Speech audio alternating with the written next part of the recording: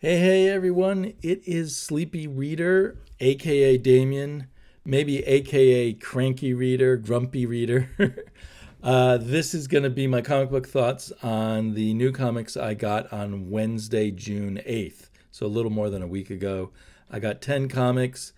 It was not one of my better weeks. And a number of comics particularly kind of felt like a waste of my time, or just I wish the art was better or something. But I've already picked up the next week's worth of comics, and they're looking pretty good for starters. We'll see how that goes. And also at the end of this video is a little video clip I made of a trip John Stout and I made to the comic book shop I Like Comics. We did that maybe almost a month ago, and I meant to use it in another video but never got around to it. So I throw it at the end here so you can get a little view of the shop and a cafe that we dropped by afterwards. So anyway, in at number 10 was where starships go to die from Aftershock Comics. I was trying to say it quickly just to get it over with, and this comic has kind of meh art. The story feels all choppy. It feels like a and like it maybe hasn't been worked out to make sense completely yet.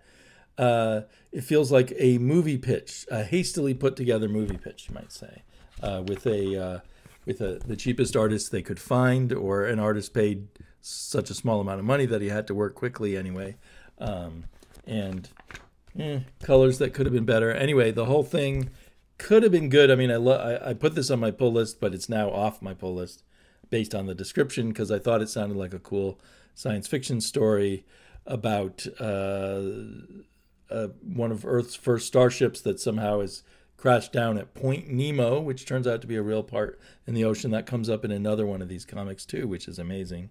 I'd never heard of it before this week, and then two comics had Point Nemo in it, which is where NASA and other space agencies crash down their spaceships in the ocean, because it's the furthest away from life and civilization. So, yeah, just too bad, kind of a waste. And it was a $5 comic. And I really need to keep an eye out for $5 comics and try not to buy them, or be very careful which ones I buy.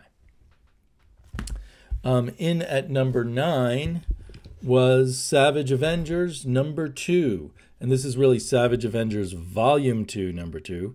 There was an quite enjoyable, I was going to say excellent, I don't know, looking back on it. Maybe this is coloring my view. Anyway, I really enjoyed the original Savage Avengers by Jerry Duggan and Patrick Zircher. This just, I can see how it could have been cool, but it just wasn't. They kind of imitate the narrative style that Jerry Duggan used in his Savage Avengers, and they've sent these sort of D-list Marvel characters plus Conan back in time, back to the Hyborian Age. The groups get separated, so we actually get 5 different battles in this 20-page comic. Plus, they're being chased by Deathlock from the future, who's out to assassinate Conan before he commits some kind of time crime. But basically, all of these fight scenes, I realized why they are so unsatisfying to me. They're just a series of poses. They don't really feel like fights.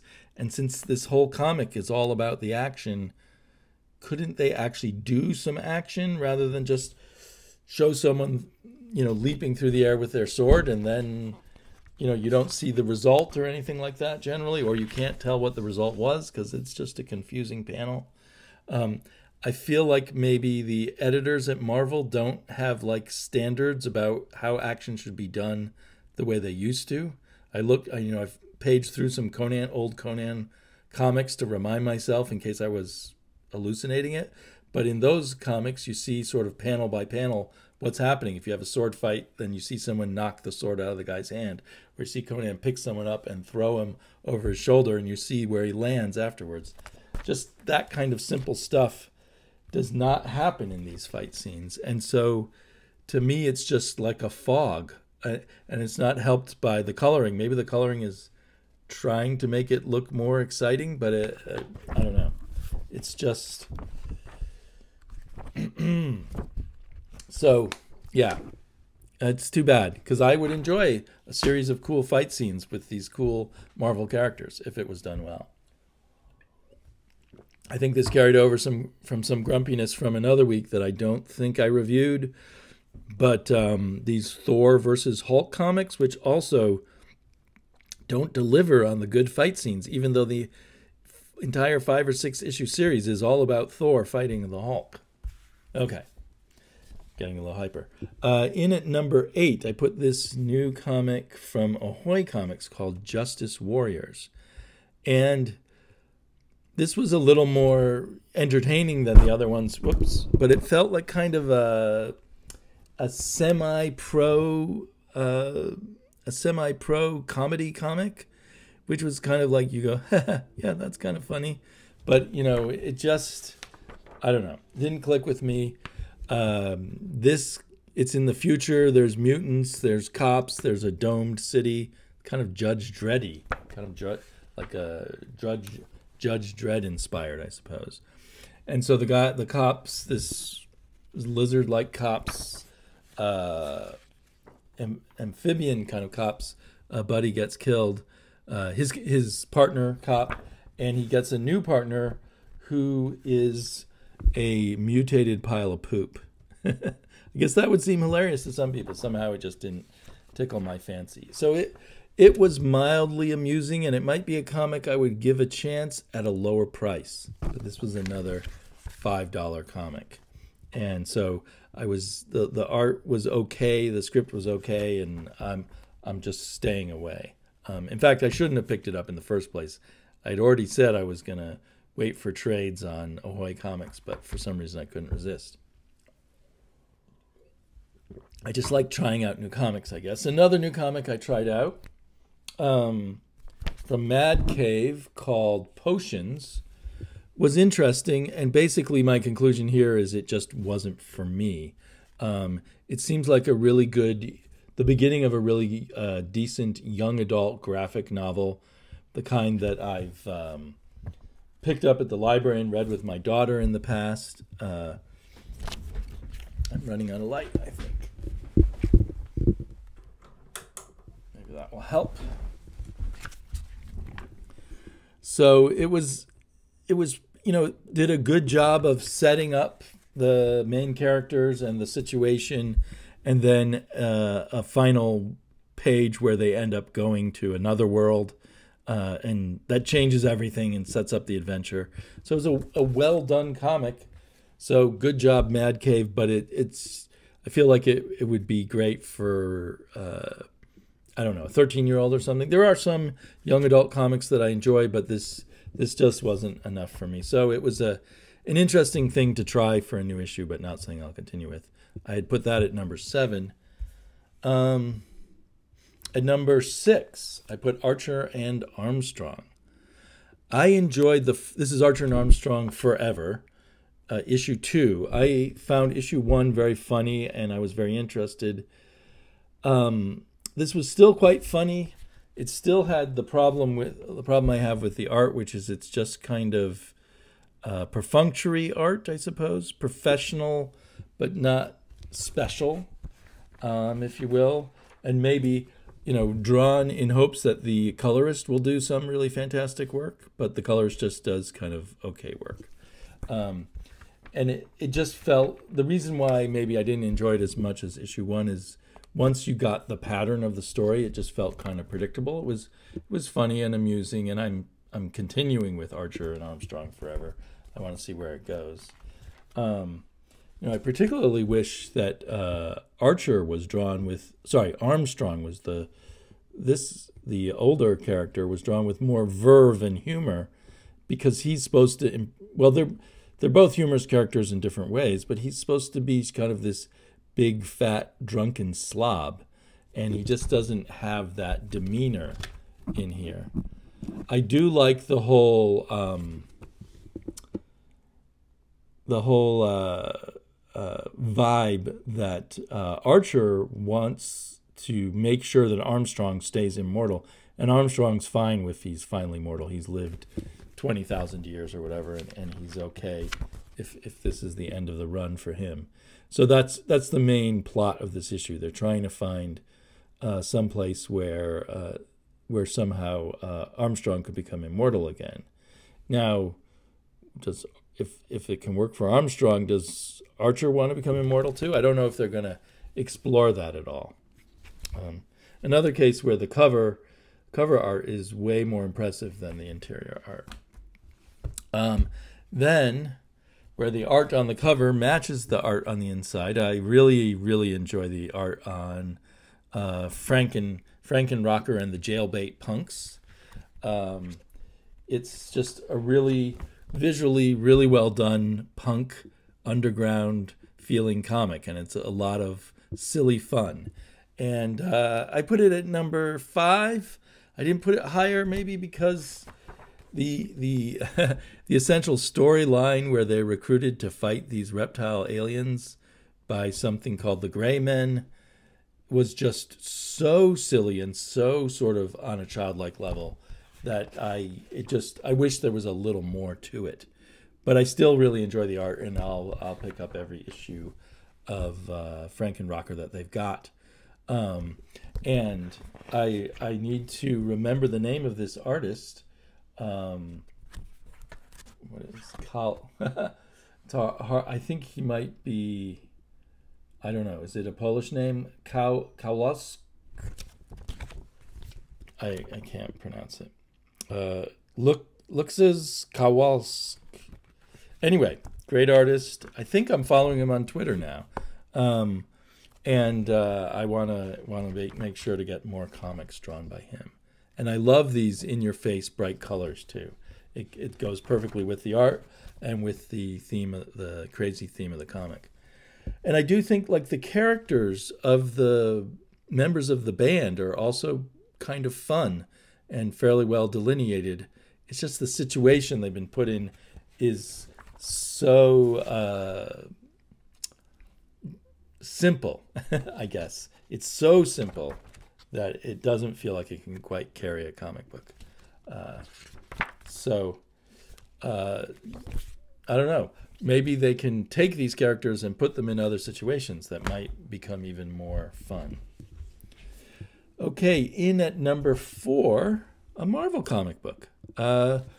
Jane Foster and the Mighty Thor. The art, this again was kind of this style of art where the artist does outlines and leaves it up to the colorist to kind of make everything look good. But this artist's outlines are more graceful than some of those others, and the colorist is much more up for the job. So it's a visually interesting book. And although, I'd prefer a more inky style art, but anyway, it's still good. This kind of style to me feels a little more static than that kind of sloppier, inkier style of comic that would be my ideal. But anyway, there's some great images in here, like that one there. Can I get it to focus better? Huh. So, and I also thought the writer was very good. Her name is Turin Grunbeck, Gronbekk. And I forget which Northern European country she's from. I've seen her on a video. That's why I know it's a she, because I can't tell from the name Torun what the sex would be with my lack of knowledge of languages. But she weaves a very... she creates a delicate balance in her narrative and creates a very interesting narrative. So she's a very good writer. However... So I'm still a little grumpy. The situation is such a generic Thor situation. Some bad guy is gathering all the usual suspects of Asgardian bad guys to help her attack Asgard once again. The twist is Thor is missing, and he's trapped somewhere, and he sends his hammer to Jane Foster, who's busy being Valkyrie. and she uses his hammer to become Thor, and I guess she's going to have to both save Thor and save Asgard, probably, in the course of this. It's interesting that it's called Jane Foster and the Mighty Thor. And I suppose it's put out to coincide with the movie coming up. There'll be interest in Jane Foster as Thor, so let's have a new comic of Jane Foster as Thor. But the artist and writer probably got this assignment from the editor and are within kind of limits, and within those limits, I thought they're doing a very good job. I don't know if I'll keep picking this up, or should I just wait for it to read it on Marvel Unlimited? I'm undecided. Okay. In at number 3, and even at number 3, I'm a little bit underwhelmed, a little bit disappointed, a little bit cranky, and I did not expect to be with this book, Aquaman and Andromeda. I think it's either just going to be 2 volumes or 1 or 3 volumes. It's one of these oversized Black Label books, which is a good thing. I like seeing the art bigger. It's written by Ram V, art by Christian Ward, whose art I loved on Odyssey or ODYC that he did way back when with Matt Fraction, and I've seen other good art by him. But it's funny, at times I had that feeling again of that kind of empty art. There's plenty of good art in here, but there's also sort of pages that leave me flat and uninterested. So, but overall, I'm not giving the art a bad rating or anything. But the story I also just did not find compelling. I just did not get into it. But it also is kind of like that Starship Down, a gathering of some people in a race to get to a starship that's fallen at the Nemo point. But this time, apparently, it's an alien spaceship that's fallen at the Nemo point. Why the alien spaceship would aim for the Nemo point, I don't know. And I'm not sure if we're in a universe with superheroes in general or just with Aquaman. But Aquaman, it should have been a lot better. It should have felt like something I would really like, with this drama on the submarine and all the different characters, and Aquaman as this mysterious figure in the background, and that we see sort of fleetingly in the distance, sort of fighting monsters and stuff. And the idea of a giant octopus doesn't feel very alien. So I was a bit, and it's hard to see what's going on, isn't it, there in the art?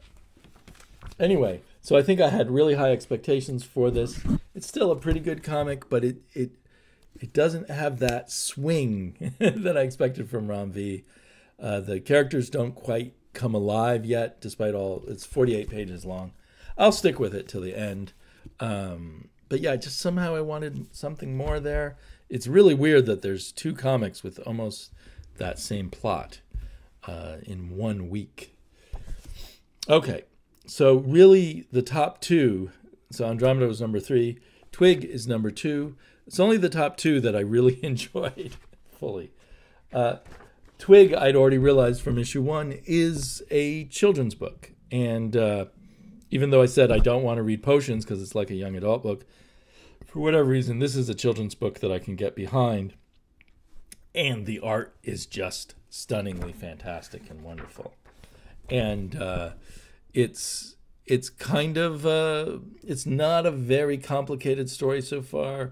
It's kind of the quest that goes wrong. The young hobbit, the young character is given a task and makes some mistakes, and now things are getting really bad. And those mistakes will have to be fixed somehow. But it's just fun, and it's just beautiful to look at. So this is not one I would. Are there many maybe there aren't many double page spreads, but still, I would not want this with cheap binding. Yeah. So anyway, just fabulous. So I'm hoping there's going to be a really oversized hardback of this someday, because that's what I was thinking about binding. But I guess there won't be huge gutter loss problems because there aren't many double-page spreads, if any. I feel like there was 1 or 2. I can't find them now. Maybe that was just in the first issue. So Scotty Young is, I mean, he's a decent writer, but he is so lucky to have this artist Kyle Strom working on this book, and I can't wait when this is done to see what Kyle Strom does next. Incredible. So combining good art, maybe not as good art as Twig. Not many comics can beat Twig's art, but combining decent art and a very good script. Dark Knights of Steel, written by Tom Taylor, with a guest artist this time, Gooden. So I'm seeing a pattern maybe of every fourth issue or every third issue we get a fill-in artist, but the fill-in artist was quite good, and the plot of the story progresses very nicely, with a focus this time on the Kents taking in kind of lost characters and helping them out, including our Batman and a version of the Teen Titans. We have a lot of fun with Beast Boy here in this magical world. So yeah, a DC comic is my number one, and I'm almost wondering if I ranked the Thor one a little bit too low. With my, it was hard to put the Thor one above Andromeda just because of the cool art and the preference for those creators, I guess. While I'm at it, let me show you quickly stuff I got yesterday. Wednesday, I got Guilt #3, G-I-L-T, time travel story with old ladies. I'm so excited for another Norse mythology. I'm assuming this is volume 3 of Norse mythology. I'm assuming it's the last volume. I don't think I've seen more Norse mythology in previews.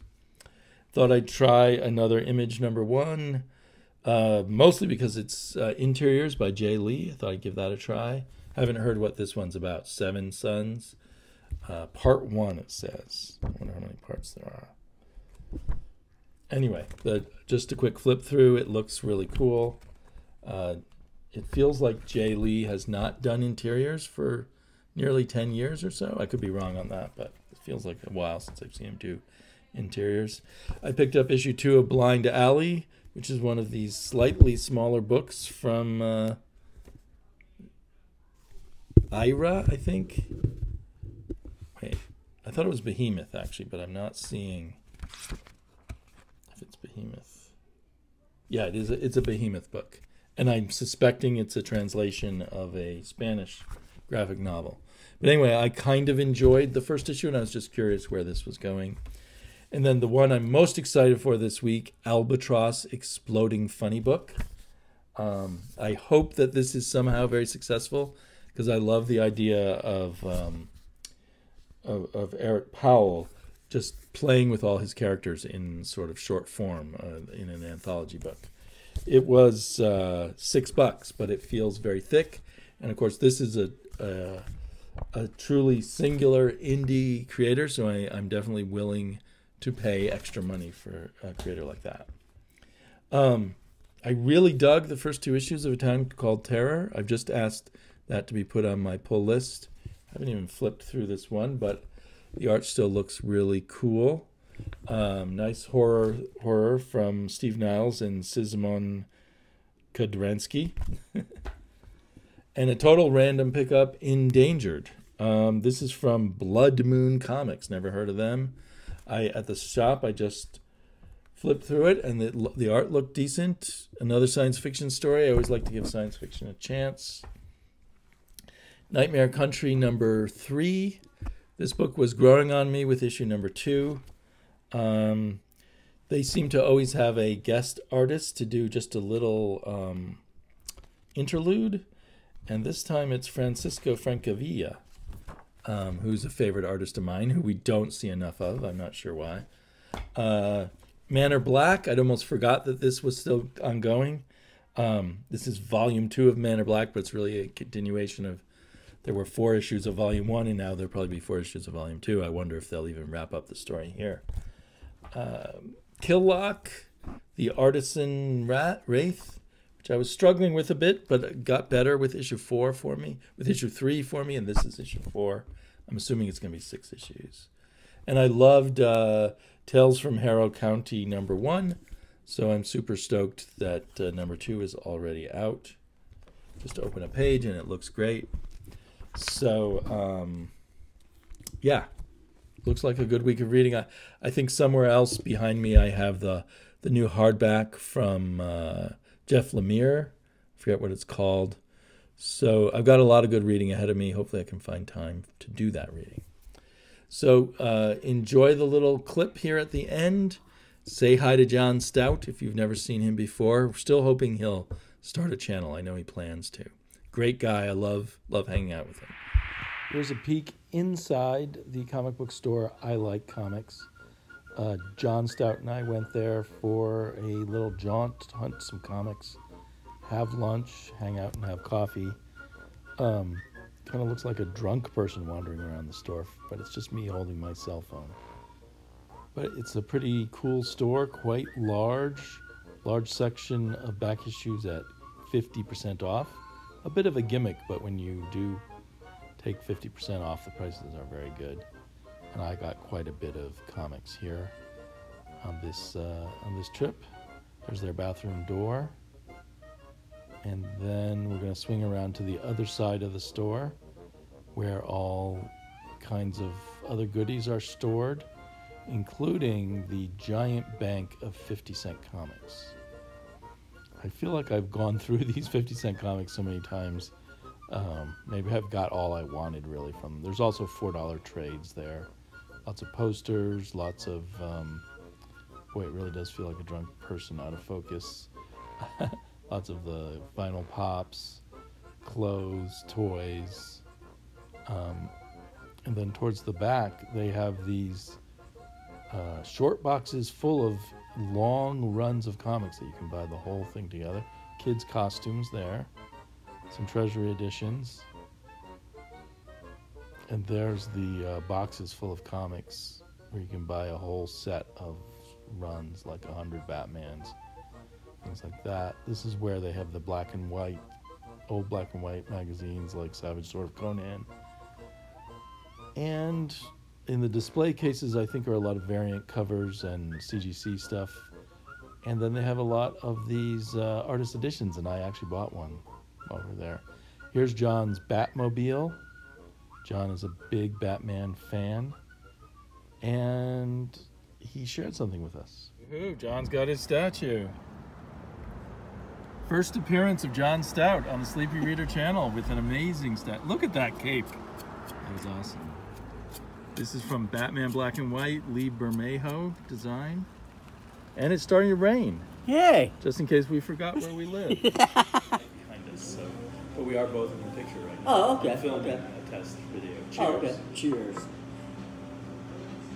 We're all jacked up on the coffee. We're all jacked up on girly drinks.